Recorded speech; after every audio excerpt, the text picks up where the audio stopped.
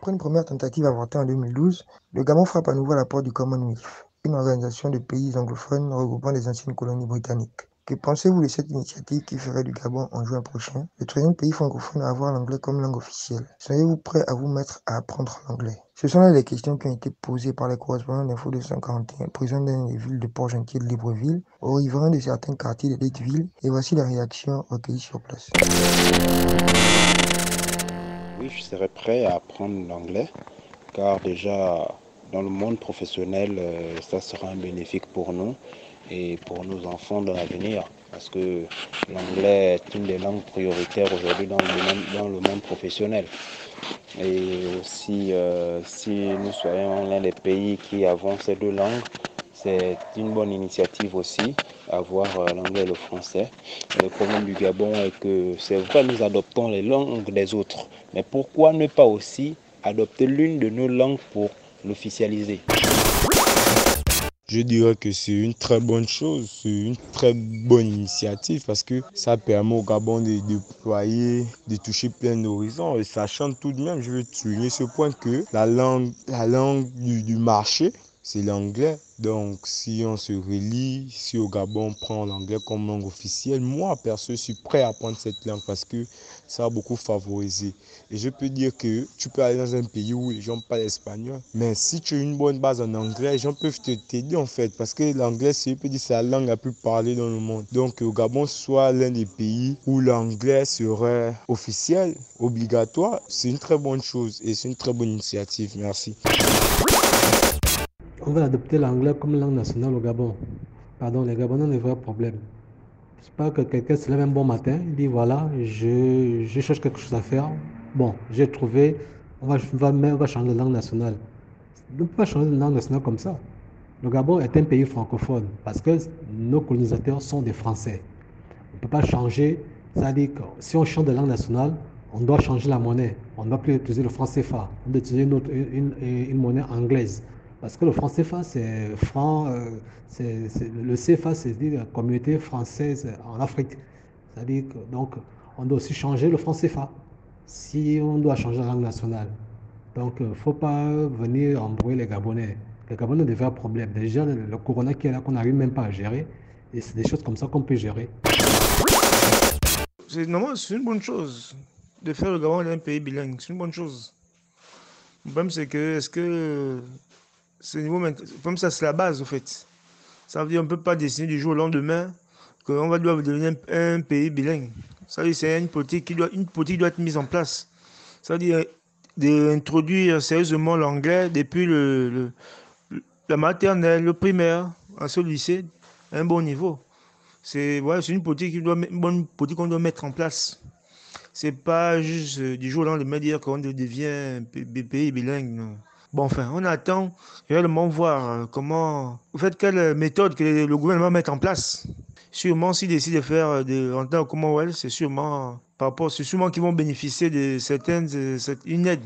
Donc, on va voir comment les choses vont se faire. C'est en fonction de ça qu'on pourra vous dire si c'est une bonne chose ou bien une mauvaise chose. Mais réellement, devenir un pays bilingue, c'est pas une mauvaise chose. Hein.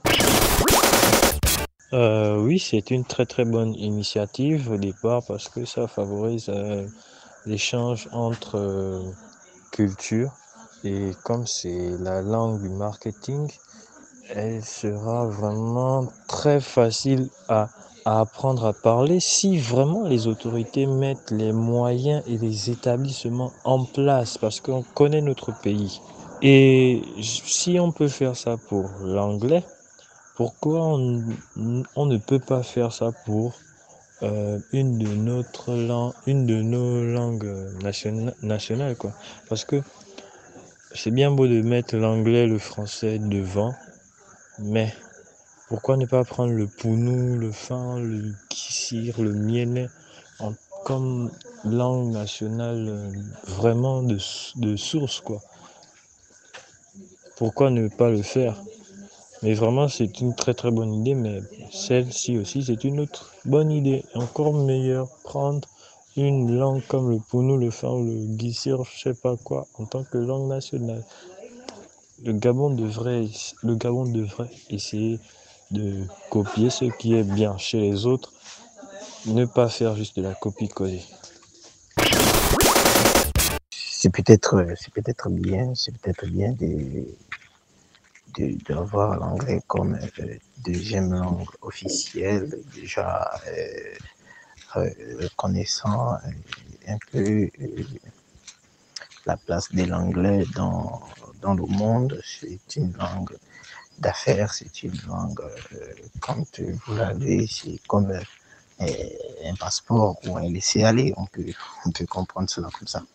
C'est vraiment une initiative à adopter et que nos gouvernants soient à même mesure de réaliser cela. Et pour ma part, demander si je serais prêt à faire des cours ou à apprendre l'anglais. Ben ouais, oui, parce que ce sera un très grand avantage pour moi d'avoir le français et de connaître aussi l'anglais. Mais comprenons que ce ne sera pas du tic au tac que les choses vont s'améliorer, vont passer avec beaucoup de recul, avec beaucoup de patience.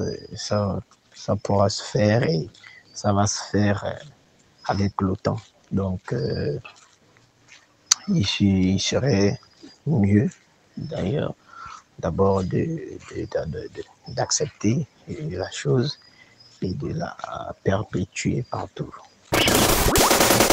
Et c'est un projet que l'on doit soutenir parce que l'anglais aujourd'hui, selon les statistiques ou selon, de manière générale, l'anglais c'est la langue du business. L'anglais c'est la langue des affaires. L'anglais c'est la langue parlée partout. Même si on va dire le mandarin c'est la langue la plus parlée, mais c'est parce que la population chinoise, elle est supérieure. C'est 21% de la population mondiale. Mais même les Chinois, même ceux qui parlent mandarin parlent aussi anglais. Donc l'anglais, c'est la langue, on va dire, c'est la plus parlée au monde normalement. Et c'est la langue des opportunités. Partout, même dans les entretiens d'embauche, on prend celui qui parle anglais et français d'abord. S'il y a deux personnes, ceux qui prennent français et celui qui parle français seulement et celui qui parle français et anglais, on prend d'abord, même s'il y a quelqu'un qui parle espagnol, la priorité, ce sera sur celui qui parle anglais. Parce que l'anglais, c'est la langue des affaires. Et c'est intéressant. Parce que ça va permettre à ce que le Gabon soit, les jeunes, les entrepreneurs et autres, et tout ça, soient déjà formés dès la base, dès le primaire, à parler anglais. Et sur moi-même, ça a commencé depuis. Parce que même à l'école primaire, sauf que c'est plus dans les écoles privées, on parle déjà anglais, on apprend aux gens à parler anglais. Dans les petits mots, table et autres. Donc, c'est un truc intéressant. Mais le problème, les limites de ce projet, c'est que toute la population gabonaise déjà ne parle pas français. Dans les villages, il y a des gens qui ne parlent pas français. Dans les fins fonds du village, les pygmées, dans les fins fonds des forêts, d'Amivoul et autres, ne parlent pas français. C'est vrai qu'il y a déjà des pygmées qui partent à l'école et tout. C'est vrai qu'il y a dans les villages, il y a des écoles. Mais tout le monde ne parle pas français déjà. Ce n'est pas l'anglais on va connaître. Il y a des gens qui ne sont pas scolarisés au Gabon, qui ne parlent pas français, qui ne parlent même pas correctement français, ce n'est pas l'anglais qu'on va apprendre. C'est ça, c'est les limites de ce projet.